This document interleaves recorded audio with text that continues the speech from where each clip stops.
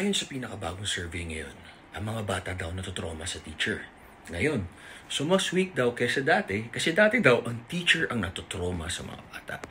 Well, agree ba kayo o hindi? Ako, depende yan sa pagpapalaki. Pero kasi ngayon, mas na entitled na yung mga kabataan, mas siguro sabi nila, alam nila yung rights nila, mas sila sa social media. Dati, ang mga kalalakihan o kahit kababaihan, para makita ng mga porno, talaga paghihirapan mo hanapin yung tinatago ng mga magulang mo. Ngayon, sa cellphone na lang, diba?